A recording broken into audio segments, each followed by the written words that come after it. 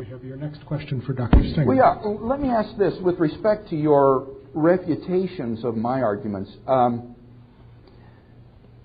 you said all you have to do is to provide some possible naturalistic explanation in order to diffuse the force of my argument. Now, wouldn't you agree, Vic, that it's not enough merely to show a possible naturalistic explanation, but you would need to show a naturalistic explanation that is as plausible as the supernaturalistic explanation? I mean, anything is possible.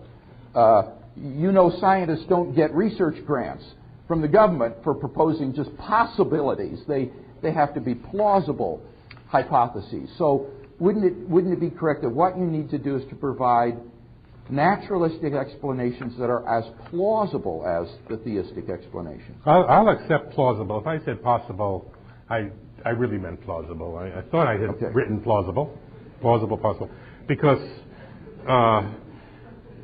that certainly is my view, that the naturalistic explanations are the more plausible. They're the simpler.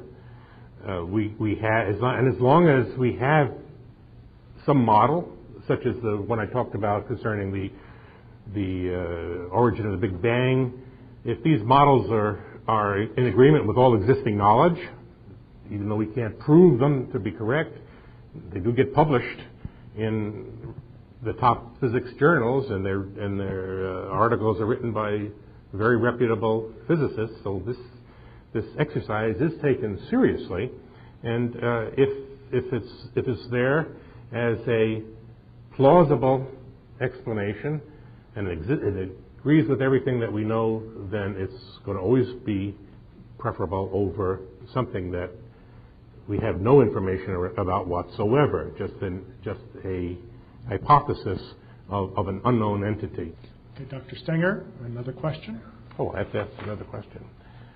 Yes, I'd like to get back to the morality thing.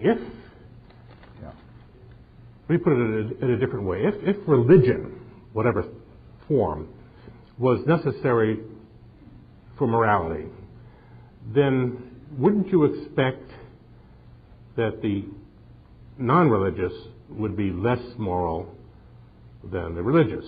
Yet I think the evidence is not there. In fact, it even might be a bit on the other side. Witness the debaucheries of the Catholic Church. Take the child abuse in families. It's higher among Christians proportionately than any other group. There are more Christians in jail proportionately than any other group. And you really don't find too many humanists, for example, in jail. Well, you don't find too many humanists anyplace. But, a lot of people become Christians in jail. Well, but I think question? Yeah. Yeah, I'm glad you brought us back to this issue, because I think this is important. As I said, my argument is not at all that in order to live a moral and decent life, you have to believe in God. On the contrary, in fact, the Bible actually teaches that God's moral law is instinctively written on the heart of every person, so that we have an instinctual moral knowledge that we ought to love our children rather than torture them and abuse them. So I don't think at all that it would follow that people who are quote-unquote religious are going to be more moral than somebody who's not religious. Rather, my argument is that if you don't have a God as a transcendent anchor or basis for morality, then moral values are purely ephemeral byproducts of socio-biological evolution. And if you ran the film of evolution in reverse and then started it up again, you might have gotten totally different creatures with a totally different set of moral values that evolved. And there's no way that one of them could say, but our morality is objective and true, and the other ones would say, no, our morality is objective and true. From the biological system of evolution, you can't get an objective system or grounding for moral values. It leads immediately to sociocultural relativism. And that's why I think you have to have a transcendent anchor for the grounding of objective values. We have only a couple of minutes left, so I'm going to get the last question. And could I ask you each for a 45-second answer? How do we know truly that we're objective? How do we know objectively that we're being objective? Yeah. I don't think any of us are totally objective. That is one of the few insights of postmodernists, I think. I don't think they have many good insights, but one of them would be that all of us are historically conditioned. We're midstream, so to speak, and therefore the search for kind of pristine objectivity, a neutral point of view from nowhere, is really impossible. But what we have to do is simply try to do our best to reason logically, to obey the rules of logic, and then to use our best evidence. And we can check this with others. I think that's the value of these debates, to participate like this. Can you tell me how I can know objectively that you're being objective? Oh, that I'm being objective. That wasn't the same question. It wasn't the same question.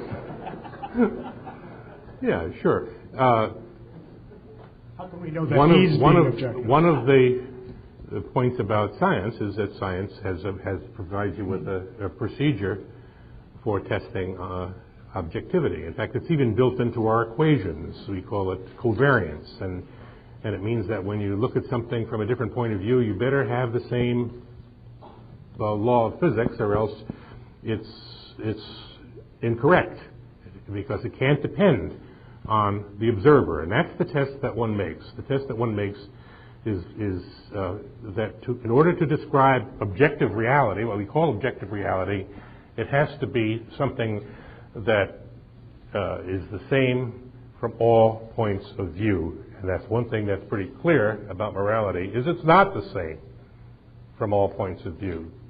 So I severely doubt that morals are objective, although I've said that just even if they were, I still don't see why the transcendent, there has to be some transcendent source for them. But in any case, the evidence, as viewed by, again, from my scientific point of view, not point at all toward any kind of objective morality. Thank you, gentlemen. At this point, I ask Dr. Hayes to make an announcement and lead us through the end of the debate.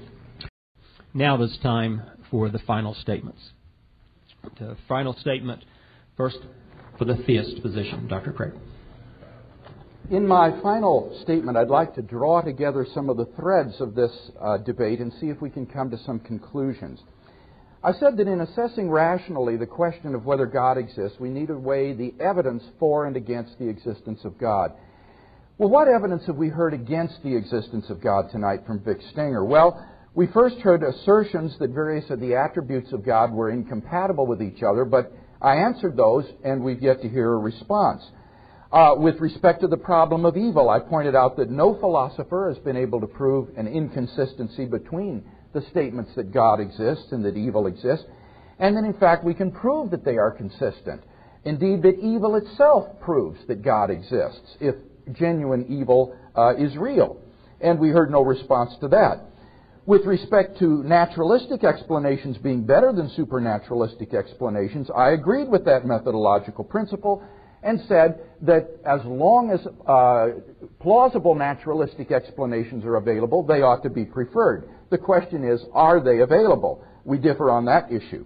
Finally, should God's actions be observable, I suggested that there is abundant evidence of the reality of God, and that if Vic Stenger is going to use this as an argument against God, he would have to show that if God exists, there ought to be more evidence of his existence than the origin of the universe, the fine-tuning, a realm of objective moral values, the resurrection of Jesus from the dead, and religious experience, and I don't think he can do that. In other words, basically, I think that we've seen very, very slight, very weak evidence on the atheist side of the scale in tonight's debate. Now, what about reasons for God's existence? Are they any more substantial? Well, I certainly think that they are. First, the argument from existence, that anything that exists requires an explanation of its existence, including the universe.